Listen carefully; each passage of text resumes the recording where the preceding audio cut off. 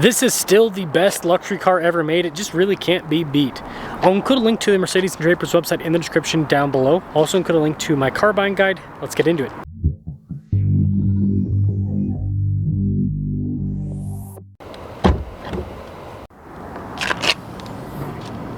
Under the hood is a twin-turbo 4-liter V8 that goes through a 9-speed. Fuel economy 17 around town, 25 on the highway, with power outputs being 496 horsepower and then 516 pound-feet of torque. I'm trying to hit 500,000 subscribers before the end of the year. I'd really appreciate it if you'd help out with that. No S-Class is complete without the hood ornament to flash that you've got the fancy Mercedes.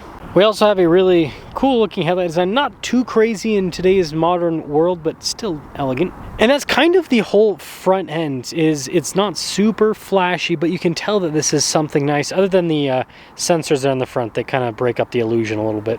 Tire and wheel setup up front is 255 by 40 by 20. In the rear, it is 285 by 35 by 20, so slightly staggered setup.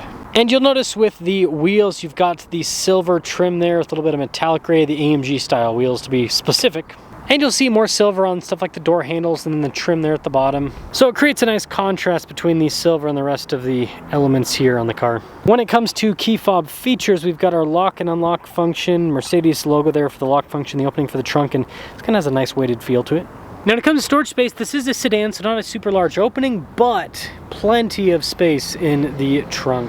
And it's actually power for the lowering function.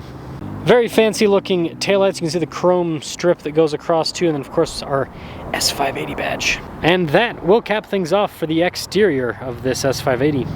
Let's now check out the interior. Sunshades here for the rear passengers, and then I love the ambient lighting there, and then you've got the functions there to actually lower or raise these sunshades, the buttons below the window controls. Very fancy seats, very comfortable as well.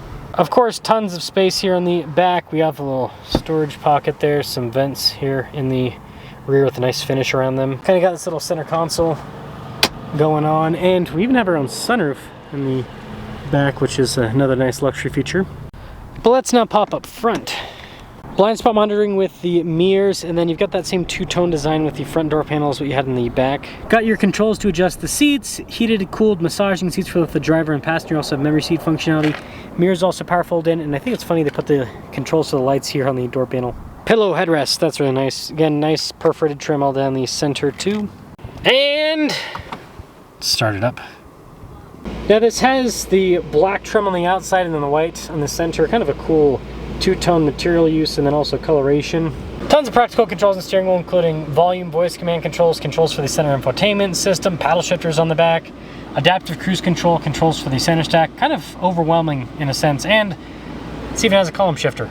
But yeah, full digital gauge cluster, very customizable in terms of the information this displays. You can also change the layout theme. This is the classic theme, which I think goes well with the S-Class. 360 camera system with this, really good resolution overall with the camera.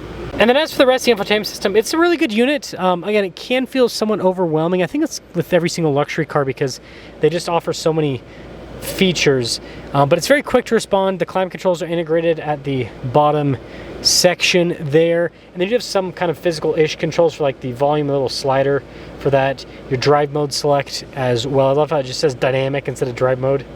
We also have this storage cubby. It has stuff like the phone charging pad, got some USB-Cs, and then you can actually cover it up if you want. Center console here, which can work good storage, more USB ports. Soft touch trim here on the top, and you kind of see that theme continues with the trim all across the dash. A little bit of kind of carbon fiber trim too. And of course another sunroof up front. Now here's our window sticker, 2025 S580.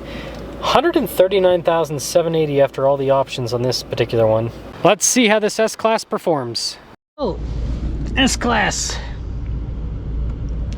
This is probably the best car that Mercedes makes in terms of, yeah, just everything. You know, I think their SUVs are fine, but this just has it all. It has all the luxury, all the performance. Like, this is still the Mercedes. Now, it's obviously not selling in high volume amounts because everyone wants SUVs and trucks nowadays, but the smooth acceleration this provides and the suspension comfort and the isolation I mean, the glass in this thing,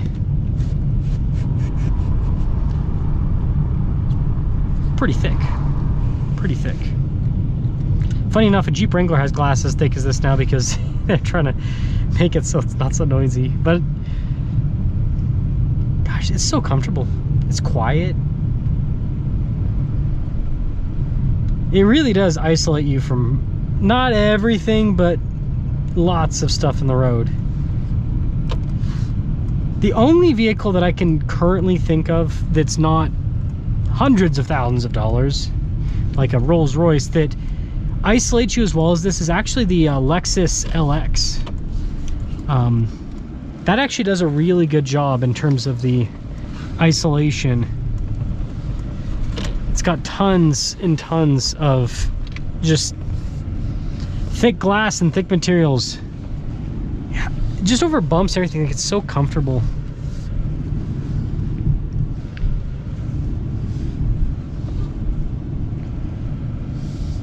Yeah, this is luxury, truly. But us Americans, we don't want sedans anymore.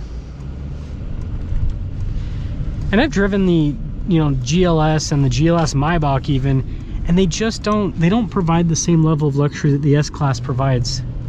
This is just better. So smooth. And I think there's something to be said about luxury and car, right? SUVs, sport utility vehicle. They were never intended to be all that luxurious. They were always kind of intended for off-roading, right? It was the whole reason why sport utility was invented was to provide more clearance for better off-road capability. And then again, utility is literally in the name. Where's car, right? This is meant for roads. And this is one of the ultimate cars. And the seats, the bolstering is so nice. Everything in this is just really well done. The S-Class is, I will say, starting to feel a little bit old. Not with this tech. Here's the funny thing is, automakers think that what they need to change in cars is this to make it feel fresh, but no.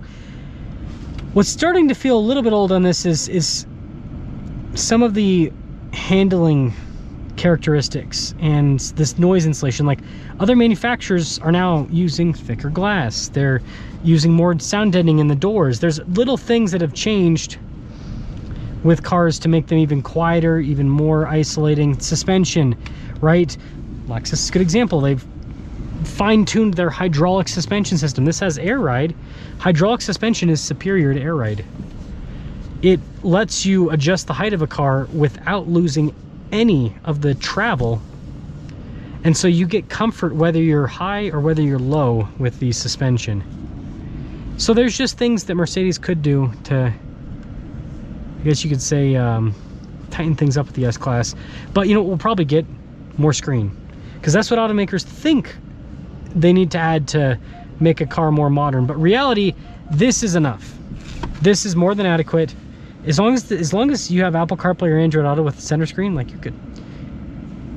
The rest of the car is great. There's just some subtle changes that could be made to the S-Class, but let me know your thoughts. I still think this is the pinnacle of luxury.